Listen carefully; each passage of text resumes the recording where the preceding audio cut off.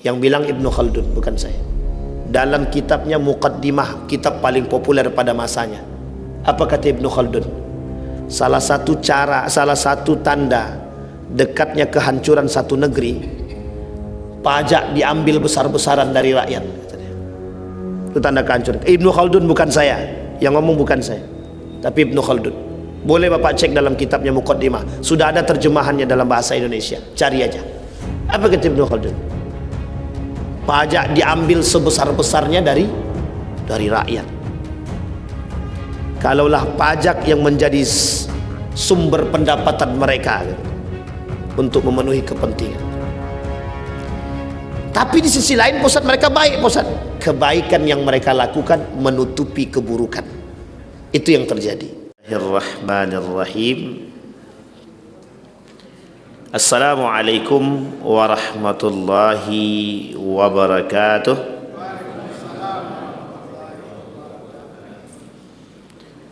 Alhamdulillahi rabbil alamin. Wabihi nasta'inu ala umurid dunya waddin. Wassalatu wassalamu ala ashrafil anbiya'i wal mursalin wa ala alihi wa sahbihi ajma'in. Allahumma salli wa sallim wa barik ala hadha an-nabiyyil karim. Allahumma salli ala Muhammad wa ala ali Muhammad fil alamin innaka Hamidum Majid. Ya ayyuhan nasu ittaqu rabbakumul ladzi khalaqakum min nafsin wahidah wa khalaqa minha zawjaha wa batha minhuma rijalan katsiran wa nisaa'a wattaqullaha alladzi tasaaluna bihi wal arham innallaha kana 'alaikum raqiba. Puji syukur kehadirat Allah dengan mengucapkan alhamdulillahirabbil alamin. Bersalawat kepada Nabi dengan mengucapkan Allahumma salli ala Muhammad wa ala ali Muhammad fil alamin innaka Hamidum Majid. Bapak Ibu sekalian yang berbahagia, sehat semua Bapak Ibu? Dingin? Ini memang masjidnya yang dingin. Di luar dingin, dalam dingin. Alhamdulillah masih bisa merasakan dingin. Di Mekah sekarang musim panas. Panasnya sampai 47 derajat Celcius. Kaki menginjak tanah melepuh. Nanti bulan Oktober ke atas naik musim, ganti musim. Musim dingin. Musim dinginnya sampai 9 derajat Celcius. Jadi sekali musim panas, panasnya bukan main. Sekali musim dingin, dingin banget. Di dua musim ini Bapak Ibu, orang Arab itu dulu punya kebiasaan di dua musim ini. Biasaannya adalah berdagang keluar kota. Disebutkan dalam Al-Quran itu ada bahasa rihlatas syita'i was saif. Jadi selalu melakukan perdagangan di dalam dua musim tersebut, panas dan dingin. Mahasiswa musim panas libur semua, libur. Sehingga mahasiswa-mahasiswa memanfaatkan musim libur ini untuk menjadi mutawif ketika berangkat. Jamaah umroh banyak. Nah, jadi mahasiswa-mahasiswa Madinah itu, yang Madinah, yang Mesir, yang di mana-mana lah, itu mereka sengaja menunggu hari libur ini, musim panas ini. Cuma yang libur musim panas saja, musim dingin mereka nggak libur. Padahal kalau dia musim dingin itu, kalau di Madinah itu dinginnya sampai ke tulang. Saya pernah menginjakkan kaki di Turki sampai -10 derajat Celcius, langsung jadi es batu. Orang-orangnya pun bisa jadi es, tapi tak sampai ke tulang pun, dingin biasa saja, dingin memang, dingin banget, tapi tidak menusuk banget, enggak. Di Madinah 9 derajat Celcius, tapi sampai ke tulang-tulang kita mau patah rasanya. Nah, itu bedanya. Kalau di Turki sampai minus 10 derajat Celcius itu tidak sampai ke tulang. Tapi kalau Madinah sampai Pak ke tulang. Anginnya ya Arab. Jadi memang kelebihan yang Allah berikan. Tapi kalau di sini insya Allah belum sampai 9 derajat Celcius lagi. Baru terasa sekitar 18 19 lah. Kalau sempat 9 derajat Celcius kayaknya keluar semua kita Pak, saking dinginnya. Baik Bapak Ibu, di subuh hari ini kata Nabi dalam hadisnya, Bismillahirrahmanirrahim, la tazalu ta'ifatum min ummati zahirina 'alal haqq la yadurruhum man khadhalahum hatta ya'ti amrallahi wa hum kadzalik. Di dalam Al-Quran Allah berkata, hasiban nas an yutraku an yaqulu amanna billah wa hum la yuftanun. Ahasiban nasu an yutraku an yaqulu amanna wa hum la yuftanun. Kata Allah di dalam Al-Quran, apakah manusia itu mengira mereka tidak akan mendapatkan ujian setelah mereka, atau mereka merasa ditinggalkan setelah mereka beriman, wahum la yuftanun, atau mereka tidak diuji? Sesungguhnya tidak, mereka pasti akan diuji. Jadi sekalipun kita beriman tetap kita dapat ujian. Jadi kalau bahasanya para orang-orang sufi itu, iman itu ujian, apalagi maksiat. Baik ujian apalagi buruk. Iqtaraba lin-nasi hisabuhum wa hum fi ghaflatin mu'ridun. Kata Allah, telah dekat hisab kepada mereka, tapi mereka masih lalai. Ma ta'tihim min dzikrin min rabbihim muhdatsin illa istama'u wa hum yal'abun. Tidak akan datang kepada kalian, bukan tidak akan datang, tidak sampai kepada kalian, tidak datang kepada mereka, bahkan mereka tidak berzikir kepada Allah kecuali mereka menikmati apa yang mereka lakukan dan apa yang mereka permainkan. Ya bani Adam, khalaqtuka lil ibadati fala tal'ab wa razaqtuka ar-rizqa fala tat'ab. Kata Nabi, kata Allah dalam hadis qudsi, wahai anak bani Adam, aku ciptakan kalian untuk beribadah, jangan main-main. Aku berikan engkau rezeki, kusuruh kalian mencari rezeki, jangan merasa capek, katanya. Qala Nabi sallallahu alaihi wasallam, bu'ithtu ana was-sa'ah kahatain, kata Nabi. Aku diciptakan, bu'ithtu, aku diangkat, dinobatkan, ana, saya, was-sa'ah, dan hari kiamat, kahatain, kata Nabi, seperti ini. Nabi digandeng dengan hari kiamat dalam hadisnya begini. Kata Nabi, aku dengan hari kiamat itu seperti ini. Maksudnya apa itu? Armageddon, dalam kitab Armageddon itu dikatakan, dan dalam kitab As-Sa'ah itu, asrarus sa'ah al-sughra wal kubra, Syekh Mutawalli Sya'rawi, Fatahillah, juga sama. Lahirnya Nabi tanda hari kiamat kecil, wafatnya Nabi tanda hari kiamat. Jadi hidupnya Nabi, lahirnya Nabi adalah awal mula tanda datangnya hari kiamat kecil. Jadi lahirnya Nabi itu adalah tanda datangnya hari.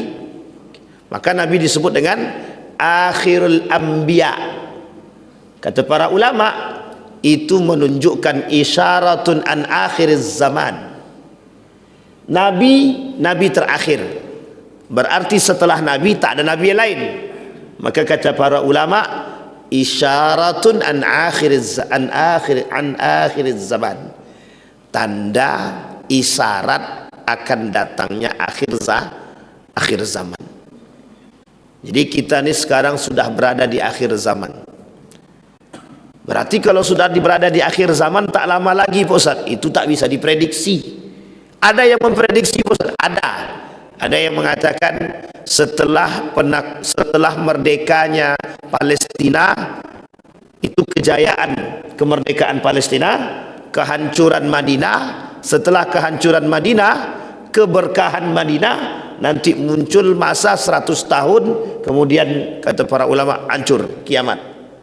Berarti berapa tahun lagi? Wallahu alam. Yang jelas sekarang siap-siap, kita berada di akhir zaman. Innas sa'ah la'atiyatun la raiba fih. Kiamat itu pasti datang, tidak akan mungkin mundur, tidak akan mungkin tak terjadi. Tapi kiamat itu pasti terjadi. Hanya saja sifatnya masih gaib. Tapi kata para ulama, dari sekian banyak tanda-tanda, maka kita tunggu. Asrar sa'ah as-sughra, tanda-tanda kecil sudah mulai terjadi satu demi satu. Sudah mulai nampak. Nabi wafat sudah terjadi. Nabi hidup, lahir sudah terjadi, wafat sudah terjadi. Masyarakat berpecah belah sudah terjadi. Kepemimpinan diktator sudah muncul. Kepemimpinan yang zalim sudah nampak. Zina merebak sudah terjadi. Semua yang disampaikan Nabi perlahan terbukti satu demi satu. 200 lebih hadis yang berbicara tentang hari kiamat kecil, semua hampir terjadi. Kesombongan dan keangkuhan, wanita yang berkuasa, orang kaya yang kuat, orang kaya yang sombong, penguasa yang zalim, rakyat-rakyat yang tak peduli, masyarakat yang memikirkan diri sendiri, ibadah yang dijadikan mainan, masjid dijadikan ladang pencarian, dan lain sebagainya. Itu bukti. Manusia-manusia munafik bertebaran, sulit membedakan mana yang baik dan mana yang buruk. Riba bercampur aduk dengan yang haram. Semua sudah terjadi. Dari sekian banyak hadis, hampir bisa ditemukan tak satu pun hadis daripada tanda hari kiamat kecil yang tidak terjadi. Tersisa lagi, kata Nabi, 10 tanda kiamat besar. Kalaulah datang 10 tanda kiamat besar, maka tinggal kita menghitung hari. Apa 10 tanda kiamat besar? Dajjal muncul, Ya'jud wa Ma'jud, Imam Mahdi, Isa, api, dan lain sebagainya. Jadi Bapak Ibu, kita sedang menunggu 10 ini. Kapan munculnya Dajjal? Ketika kekacauan merajalela. Nah, sekarang sudah mulai merajalela Pak Ustaz. Mungkin bentar lagi. Na'udzubillah, na'udzubillah. Mungkin. Tapi melihat daripada tanda. Nah, apa yang harus kita lakukan? Yang harus kita lakukan kembali kepada poinnya Pak, yang ingin kita sampaikan subuh hari ini. Menjadi manusia atau generasi yang tangguh di tengah hiruk pikuk kekacauan yang menyambut kedatangan akhir zaman. Kata Allah di dalam Al-Quran, kata Nabi di dalam hadisnya, irtahalat dunya mudbiratan wa irtahalatil akhirah muqbilatan wa likullin wahidin minhuma banun fakunu min abna'il akhirah wa la takunu min abna'id dunya fa innal yawma amalun wala hisaba wa gadan hisabun wala amal. Bukan kata Nabi, tapi kata Ali bin Abi Thalib. Dunia pergi mudbiratan, bergantian, wartahalatil akhirah, akhirat juga berjalan muqbilatan, ke depan, Walikulli wahidin minhuma banun fakud. Setiap di antara keduanya punya masanya. Fakun abna'ad dun fala takunu abna'ad dunya. Jangan kalian menjadi budak dunia, tapi jadilah budak akhirat. Fa innal yauma, dunia hari ini, amalun wala hisab. Kalau sudah sampai pada masanya, kata Ali bin Abi Thalib, dunia yang kalian buat tak ada hisabnya, tapi di akhirat besok tidak ada amal, semua tinggal hisab, kata dia. Ini kata Ali bin Abi Thalib. Maka berkata baginda Nabi Muhammad sallallahu alaihi wasallam, an Anas radhiyallahu anhu anna rajulan sa'ala Nabi sallallahu alaihi wasallam anis sa'ah faqala mata sa'ah. Ketika seorang pemuda bertanya kepada Nabi, kapan datang hari kiamat? Nabi bilang, wa madza a'datta, apa yang telah kau persiapkan? Nah, sahabat nanya sama Nabi, kapan datang hari kiamat? Nabi jawab balik, madza a'datta, apa yang telah kau siapkan?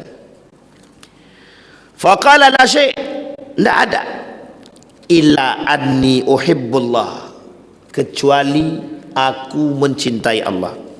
Kemudian Nabi berkata, faqala anta ma'a man ahbabta, engkau akan bersama orang-orang yang engkau cintai. Qala Anas farah, Anas ibn Malik, fama farihna, kami tidak akan merasa bahagia. Biqaulin Nabi sallallahu alaihi wasallam, anta ma'a man ahbabta. Anas bahagia itu karena dikatakan oleh Nabi, kalian akan bersama orang-orang yang kalian cintai. Qala Anas, fa ana uhibbullah, aku mencintai Allah. Wa Abu Bakrin wa Rasulullah wa Umar wa arju an akuna ma'ahum bihubbi. Aku berharap kepada Allah, kelak aku bersama orang-orang yang aku cintai.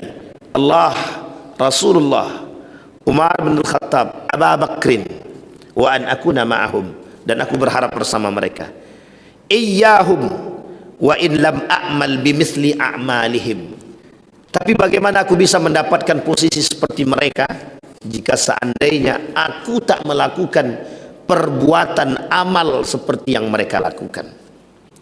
Baik Bapak Ibu, sekarang Bapak Ibu yang harus kita waspadai, kata para ulama, yang harus kita waspadai hari ini adalah di mana ada satu masa makhafatun la yudrikuhun nas. Ada satu masa di mana manusia tak sadar bahwa kondisi itu dalam keadaan darurat, genting. La yudrikuhum, manusia tidak sadar. Di mana pada masa saat itu manusia berlepas diri, seolah-olah yatamatta'un bima atahumullah. Mereka merasa gembira dengan apa yang ada pada mereka hari ini. Wa yansawna 'anillah, dan mereka melupakan Allah. Bapak Ibu sekalian yang berbahagia, kata para ulama, kondisi itu akan datang saatnya. Kapan itu? Kita melihat indikasi itu hari ini. Manusia hari ini menikmati kehidupan sampai muncul bahasa, udah apa yang ada di depan mata nikmati aja dulu, ntar tinggal tobat aja, selesai. Bermaksiat aja sekarang, nanti tobat. Ya, kalau Allah panjangkan umur, kalau Allah matikan ketika dia bermaksiat, na'udzubillahi thumma na'udzubillah. Tapi Bapak Ibu, memang begitu kondisinya. Sekarang kita lihat kondisi kita sekarang. Berapa banyak manusia hari ini menikmati hari ini dengan diri mereka. Apa mereka tak pernah sadar akan azabnya Allah? Tidak. Apa kata mereka? Sama, manusia hari ini sama dengan jahiliyah pada masanya. Apa kata mereka? Bani Israel, mana Tuhan kalian yang sekiranya mendatangkan azab bagi kami? Kata mereka kepada Nabi Musa, "Ya Musa, katakan kepada Tuhanmu yang engkau janjikan azab bagi kami. Kami punya harta, kami punya kekuasaan, tidak akan datang azab itu kepada kami." Manusia hari ini memang tidak meminta secara langsung, tapi secara perilaku mereka sedang menentang Tuhan. Kenapa demikian? Ya'rifuna ma yunkirun wa yaf'aluna ma yunkirun. Mereka mengerti, paham dengan apa yang seharusnya mereka ingkari, tapi mereka melakukan keingkaran tersebut. Zina, paham mereka Pak. Coba Bapak Ibu tanya sama pelaku-pelaku pezinah itu, apa kalian tak takut dengan azab Allah? Takut, tapi mengapa kalian lakukan? Ntar tinggal taubat, gitu deh. Kita pernah tanya Pak kepada salah seorang pelaku, mohon maaf, saya tanya begini, ente tidak takut dengan azab Allah dengan begini itu? Apa dia jawab? "Wan, mumpung masih muda nikmati aja, ntar sudah tua tinggal taubat aja." Coba bayangkan, seolah-olah dia penentu kehidupan ini Pak, seolah-olah dia pegang kunci, sudah seperti pemegang kunci surga, seolah-olah dia pasti masuk surga. Itu kalau dah begitu kita enak Pak. Kayak kelompok-kelompok yang bayar 1 juta masuk surga itu enak betul itu. Kalau ada jaminan, jangankan 1 juta, lebih dari itu pun kita bayar. Tapi Bapak Ibu, kondisi umat manusia sekarang, apa kata mereka? Kata para ulama, mereka ghafiluna 'anid din. Mereka lalai dengan agama. Yafrahuna bima atahumullahu minad dunya. Mereka merasa bahagia hari ini dengan kedatangan isi dunia kepada mereka. Nikmat mereka duduk di kursi, yang kursi itu kadang melalaikan mereka dari panggilan Allah, kata para ulama. Sehingga Bapak Ibu, kondisi itu jelas. Nah, disampaikan generasi hari ini, kalau mereka tidak mewaspadai dari gerakan-gerakan seperti ini, mereka terjerumus dalam pelaku kemaksiatan kepada Allah di akhir zaman. Nah, ini poin penting bagi kita. Maka kata Allah, kata Nabi dalam hadisnya, "Kana nasu yas'aluna 'anil khairi wa kuntu as'aluhu." Ada manusia datang kepada Rasulullah bertanya tentang kebaikan. Kata Rasulullah, "Aku saja melakukan perbuatan tersebut." Rasulullah datang, sahabat bertanya tentang kebaikan. Apa kata Rasulullah? "Aku saja melakukan kebaikan." Apa maksudnya? Maksudnya adalah Rasulullah yang sudah dijamin masuk surga masih melakukan kebaikan. Nah, sekarang pertanyaannya, apakah manusia sekarang tidak merujuk kepada itu? Tidak Pak. Karena yang menjadi fans berat mereka bukan Rasulullah. Fans berat mereka para public figure, pelaku-pelaku maksiat. Itu yang menjadi public figure mereka. Kenapa kau korupsi? Orang atasan aku korupsi. Kenapa kau berzina? Wong kakakku berzina. Kenapa kau tak solat? Karena bapakku tak solat. Semua fansnya bukan lagi Allah, bukan lagi Rasulullah. Hilang fans kita Pak. Kenapa tak Rasulullah? Kata para pembenci Rasulullah hari ini, Muhammad itu adalah tokoh fiktif di balik doktrin-doktrin Islam. Jadi Nabi ini, Nabi Muhammad kata mereka, dianggap tokoh fiktif yang tidak pernah ada di balik doktrin-doktrin Islam hari ini. Jadi ada seorang tokoh fiktif yang mendoktrin kepada kita tentang agama, pada hakikatnya tokoh itu tak ada. Coba bayangkan, sampai mereka berani kata Muhammad itu tidak ada. Padahal begitulah zahirnya di dalam Al-Quran. Kita orang-orang muslim dan mukmin diajak kabur terhadap Al-Quran. Kabur di sini bukan lari. Kita mengaburkan diri kita dengan kehidupan dunia yang begitu nikmat itu dari Al-Quran itu sendiri. Sampai bisa mengatakan Nabi itu tak ada. Sampai bisa mengatakan Al-Quran itu tidak penting. Maka Bapak Ibu, kalau kita bandingkan Satu kali, coba Bapak Ibu bandingkan sendiri. Nah, mana yang lebih penting? Al-Quran atau komik? Mana yang dipilih oleh generasi kita hari ini? Tunjukkan. Kau pilih mana nak? Al-Quran, HP? Tidak ada, Pak. Pilihannya sudah jelas, kemana tertujunya jelas. Cara mereka mengaburkan Al-Quran daripada generasi-generasi kita sekarang. Banyak manusia terlena sekarang. Ya, keterlenaan kita karena apa? Itu tadi poinnya. Manusia ghafiluna 'anid din, lalai akan dunia. Kemudian kata Nabi, wa kuntu as'aluhu anis syarri makhafatan an yudrikani. Kata Nabi, dan aku bertanya kepada beliau, kepada Nabi, tentang keburukan karena khawatir akan terjerumus dalam keburukan. Kemudian Bapak Ibu sekalian yang berbahagia, apa kata Nabi? Inna baina yadayis sa'ah ka qita'il lail muzlim. Kata Nabi, aku seperti, jadi akhir zaman itu, sa'ah itu, kiamat itu, qita'an ka qita'il lail, bagian daripada bagian malam hari. Maksudnya bagaimana? Malam hari dia beriman kepada Allah, besoknya dia kafir kepada Allah. Besoknya dia beriman, malamnya kafir gitu. Kata Nabi, manusia di akhir zaman malam beriman, siang kafir. Kalau siang dia beriman, malamnya dia kafir gitu. Ini kondisi, Pak. Manusia hari ini tuh seperti itu.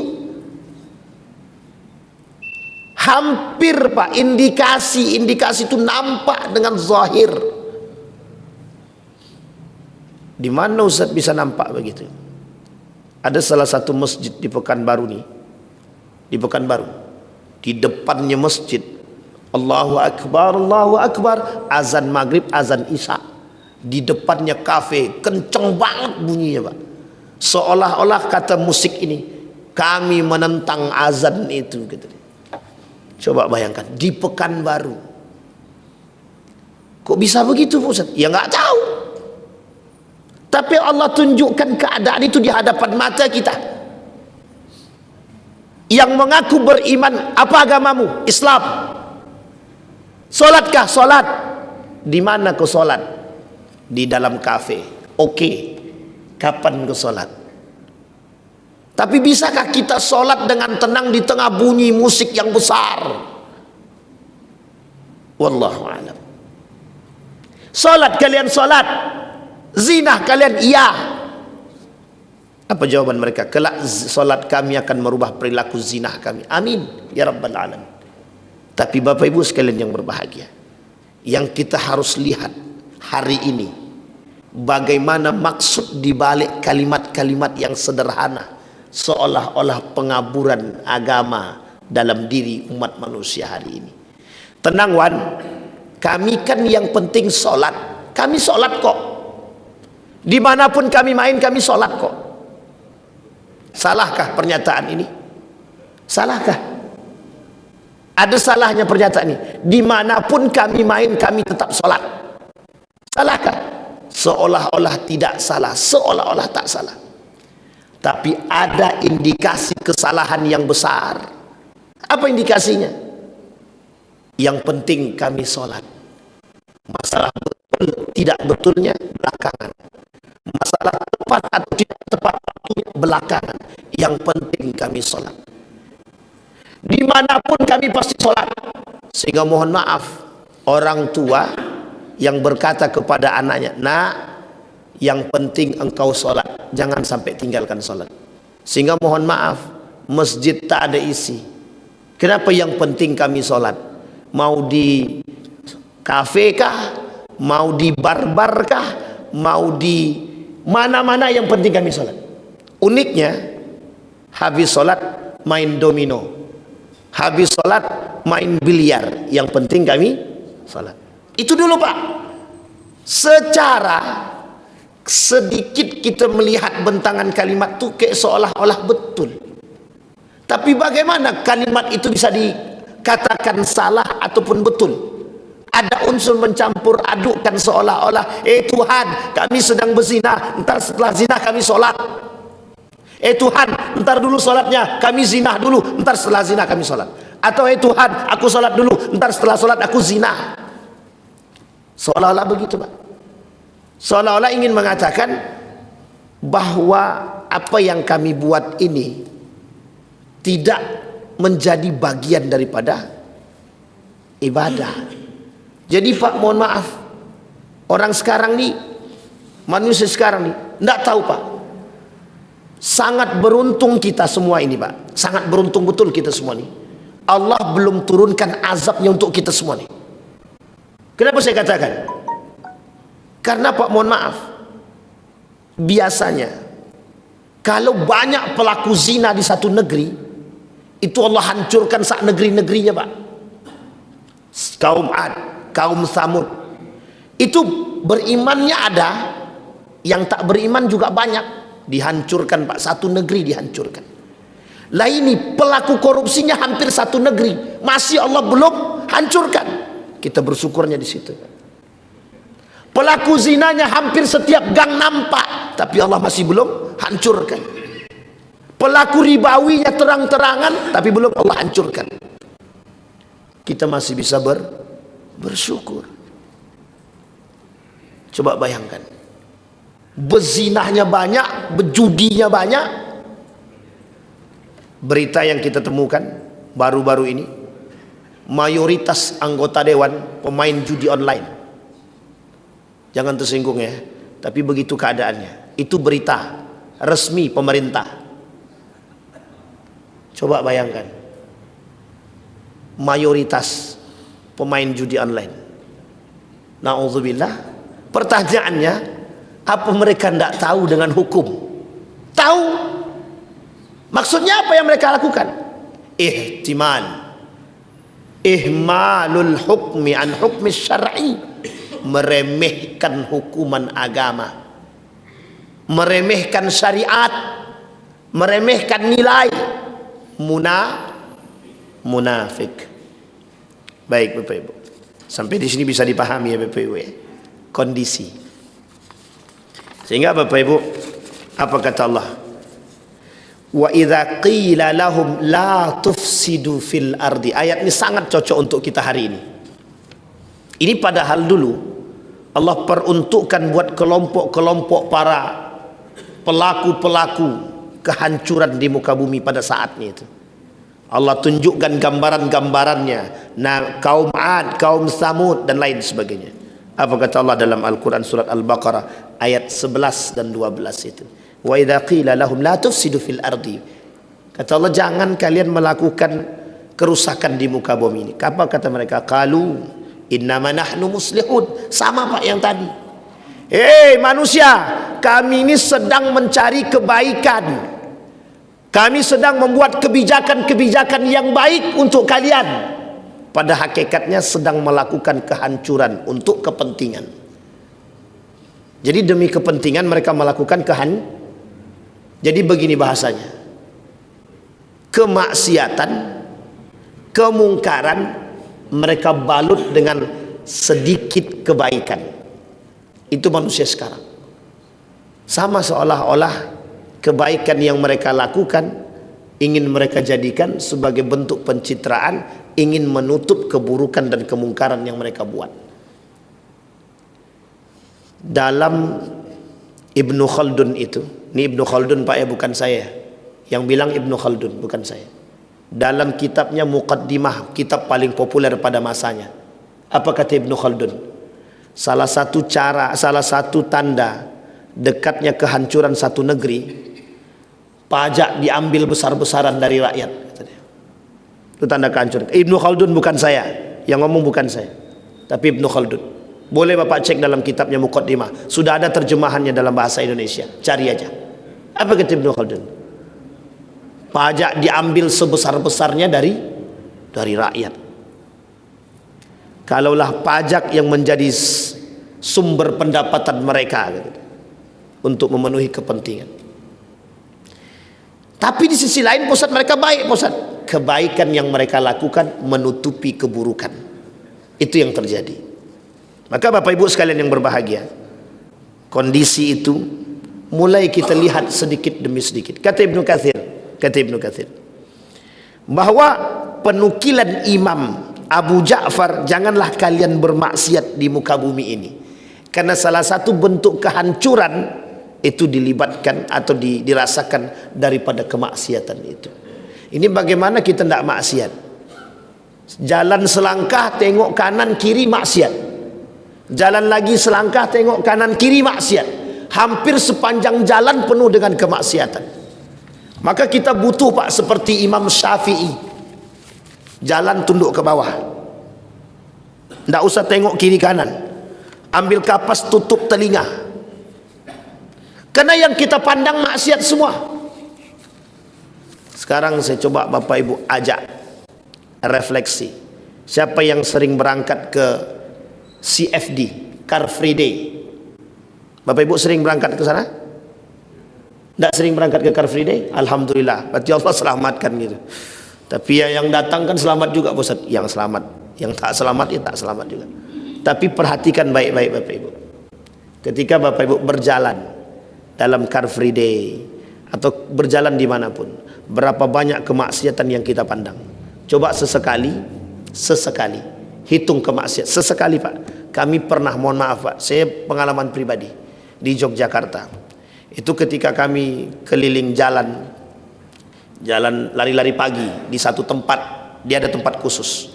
Sepanjang itu Pak, tak terhitung berapa banyak maksiat yang kita lihat. Maksiat apa Ustaz? Banyak lah pokoknya, jangan tanya. Kalau secara eksplisit bahaya itu. Apalagi khusus buat bapak-bapak, kalau tak pandai jaga mata, maksiat terus sepanjang jalan. Coba bayangkan, semua kemaksiatan Pak. Makanya mohon maaf, Imam Syafi'i tunduk ke bawah kalau jalan. Kenapa dia tunduk ke bawah? Dia tak mau melihat Pak, karena lisan nih Pak, lisan kita nih yang bermaksiat kepada Allah nih, menengok nampak sedikit yang janggal mesti komentar tuh Pak. Tapi kalau tidak dikomentari, tidak ada rasa nikmatnya Pak. Sehingga kata Imam Syafi'i, tunduk ke bawah, tutup telinga, seolah-olah dia tak mendengarkan apapun Pak. Tapi sekarang itu yang kita lihat, jalan selangkah maksiat, jalan selangkah maksiat. Kalau sepanjang jalan dari sini sampai ke depan ada 10 maksiat, berarti harus 10 kita kasih tahu, tolong jaga, tolong jangan begini, tolong jangan begini, 10 kali Pak. Harus kita tegur, harus Pak. Lewat ke depan warung kopi sedang main domino, lewat lagi sedang jalan samping kanan orang karaokean, campur baur laki-laki perempuan, jalan lagi selangkah orang sedang ngapain. Coba bayangkan, setiap langkah yang kita langkahi sekarang penuh dengan kemaksiatan. Artinya apa? Kita mau seperti apa sekarang kalau kita tak jaga diri? Apa kata para ulama? Besar sangat rintangan yang dilakukan oleh umat akhir zaman, tapi lihat nikmatnya balasan yang Allah berikan. Apa kata Nabi? An Sufyan bin Abdullah Ats-Tsaqafi, qultu ya Rasulullah, qul li fil Islam qawlan la as'aluhu minhu ahadan ba'dak. Wa fi hadithin, kata Allah, kata Nabi, qul amantu billah thumma istaqim. Coba bayangkan Pak, sekarang ini istiqomah itu seberat apa sekarang? Berat atau ringan sekarang istiqomah itu? Bapak Ibu sekarang sedang rajin ibadah ke masjid, alhamdulillah, sudah seminggu ini full sholat 5 waktu di masjid. Tiba-tiba datang kawan, ini khusus buat ibu-ibu, datang kawan, Fulana ibn Fulana, gimana tuh, kau mau ngapain? Mau sholat, mau ke masjid. Sekarang di mall sedang ada diskon besar-besaran, goyang imannya Pak, langsung ke mall tak jadi sholat ke masjid. Coba bayangkan, itu kecil sederhana, sederhana. Setan selalu berada di tengah para pelaku-pelaku ibadah yang baik. Jadi kalau Bapak Ibu seminggu sudah aktif ke masjid, seminggu. Maka setan naik tingkat. Kata setan yang tadi kroco, itu bukan giliran aku belum sanggup itu. Naik dia Pak, naik tingkat. Kalau sudah 2 minggu, setannya naik tingkat lagi. Kalau sudah 40 hari, gantian, bukan setan lagi, iblis. Iblis yang datang lagi. Kata iblis, saya setan, itu bukan bagianmu, itu sudah. Naik iblis Pak, makin naik tingkatnya, sampai kata Allah kata, apa kalian merasa ketika kalian beriman sudah tidak ada ujian? Tak. Beriman pun kita tetap masih banyak ujiannya. Sehingga rajin kali kita ke masjid. Semakin rajin kita ke masjid, semakin sering bisikan itu yang datang kepada kita. Tapi ingatlah, 40 hari orang yang rajin sholat, rutin dia 40 hari sholat istiqamah 5 waktu di masjid khusus bagi laki-laki, maka selama 40 hari dia akan mendapatkan, selama itu dia akan mendapatkan keberuntungan. Satu, terlepas dari sifat kemunafikan. Orang yang menjaga sholatnya 40 hari, selama 40 hari di masjid, kata para ulama, menghindari dari sifat kemunafikan. Yang kedua, orang tersebut punya potensi besar untuk tetap bisa istiqamah. Tapi di 40 hari ke bawah, itu rintangannya banyak sekali. Padahal sudah jalan 39 hari, tinggal 1 hari lagi, tiba-tiba kebablasan, tidak sholat subuh, bangun jam 8. Coba bayangkan. Begitulah. Semua kata setan itu sama seperti keadaan sekarang nih. Apapun celah yang kecil, nampak celahnya, sikat, libas. Jangankan 100.000, nampak peluang 50.000 untuk korupsi. Begitulah bahasanya. Kata setan, nampak celah sedikit, sikat, jangan tanggung. Jadi Bapak Ibu, setan itu tidak tanggung-tanggung. Jangan dikira kita ini selamat dari godaan setan. Orang-orang yang selamat itu ya yang beriman. Nah, apa sifat karakter generasi pilihan kata Nabi di akhir zaman itu? Salah satu di antaranya adalah wa may yattaqillaha yaj'al lahu makhraja. Orang yang selamat itu yang bertakwa, yang takut kepada Allah. Apa kata Syekh Abdul Razak? Kaifa yattaqi wa may yadri kaifa yattaqi.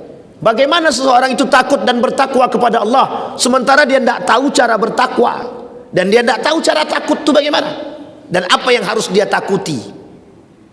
Wa madza yattaqi, apa yang harus kami takutkan? Kata para ulama, yang harus kita takuti adalah fitnah. Maka Bapak Ibu, kata Ibnul Qayyim Al-Jauziyah, ada 2 hal. Fitnah itu, 1 syubhat, yang kedua syahwat. Fitnah yang paling besar hari ini, yang kita tampung, yang kita hadapi, yang sifatnya remeh temeh tapi berat seberat-beratnya. Apa kata Nabi? Kata Ibnu Qayyim Al-Jauziyah, fitnah syubhat dan syahwat. Syubhat, semua perbuatan itu syahwat. Syubhat mengantarkan kita kepada syubhat. Syahwat, apa tak lagi syahwat ini Pak? Dua-duanya bergandeng yang selalu ada. Selamat daripada syubhat belum tentu selamat daripada syahwat. Selamat daripada syahwat, masih ada syubhat yang mengintai. Sampai di sini bisa dipahami Bapak Ibu? Maka Bapak Ibu, sebelum kita tutup, kata para ulama, kata Nabi, berjamaahlah, kembali kepada jamaah, karena sesungguhnya keselamatan itu, kata para ulama, tidak diukur dengan kesendirian. Di akhir zaman, bergandeng tangan demi keselamatan itu lebih sangat terjaga ketimbang berjalan sendirian. Saya ulangi Pak, di akhir zaman berjalan dengan bergandeng tangan itu lebih selamat daripada berjalan sendirian tanpa gandengan. Ini maksudnya bukan pasangan hidup, tapi berjamaah. Jadi saling mengingatkan. Kalaulah yang di masjid ini kita tengok satu-satu. Oh Pak Ketua, dia yang bersaksi kepada Allah, ya Allah, si fulan ni bin fulan jamaah masjid Raudhatul Amilin, ndak nampak ya Allah. Tapi dulu ya Allah setiap waktu dia solat saya tahu betul. Kemudian Allah kata siapa namanya fulan ni bin fulan, disaksikan sama yang lain. Betul, tarik Pak, yang dari neraka masuk ke surga. Begitulah hebatnya orang-orang yang berjamaah. Khusus bagi manusia di akhir zaman kata Nabi, berjamaah itu lebih mendekatkan mereka kepada pahala yang besar. Jadi saling mengingatkan Pak. Karena manusia akan dilenakan, akan terlena dengan keadaan sehingga mereka lalai dengan siapapun mereka. Orang kalau sudah genting, mohon maaf, orang kalau sudah genting tidak akan mikirkan orang lain. Orang kalau sudah genting dia nggak akan mikirkan. Pertanyaannya, kalau seandainya gedung ini mau roboh, ada ndak yang mikirkan orang lain? Kalau gedung ini dah mau roboh, mikir masing-masing. Tapi sebenarnya bukan begitu. Bukan begitu. Kata Allah, ketika runtuhnya akhlak dan kata Nabi, ketika runtuhnya agama, di mana sahabatmu yang selalu bersamamu? Maka kata Nabi, fal yukhallil man yukhallil. Berkawanlah dengan orang-orang yang sejalan dengan agama dan berpegang teguh pada nilai agama. Insya Allah kita semua diselamatkan oleh Allah, amin ya rabbal alamin. Istiqamah dalam kebaikan dan ketaatan selalu menjadi bagian daripada orang-orang yang dicintai oleh Allah. Insya Allah kita berdoa kepada Allah, mudah-mudahan apa yang kita sampaikan ada manfaat, ada berkah. Insya Allah di akhir zaman ini kita termasuk orang-orang yang diselamatkan dan selamat. Insya Allah kita termasuk dari golongan-golongan yang dicintai, orang-orang yang bertakwa, orang-orang yang punya perasaan dan perhatian kepada sesama. A'udzubillahi minasyaitonir rajim. Bismillahirrahmanirrahim. Hamdas syakirin, hamdan naimin, hamdan yuwafi ni'amahu wa yukafi'u mazidah. Ya Rabbana lakal hamdu kama yanbaghi li jalali wajhikal karim wa azim sultanik. Allahumma faqqihna fid din wa 'allimna ta'wil. اللهم انصر من نصر الدين واخذل من خذل المسلمين. اللهم أرنا الحق حقا وارزقنا اتباعه وأرنا الباطل باطلا وارزقنا اجتنابه. اللهم انفعنا بما علمتنا وارزقنا علوما تنفعنا في الدين والدنيا والآخرة. اللهم اختمنا بالصالحين، اللهم اختمنا بالصالحين، اللهم اختمنا بالصالحين. ربنا هب لنا من أزواجنا وذرياتنا قرة أعين واجعلنا للمتقين إماما. ربنا آتنا في الدنيا حسنة وفي الآخرة حسنة وقنا عذاب النار والحمد لله رب العالمين. السلام عليكم ورحمة الله وبركاته.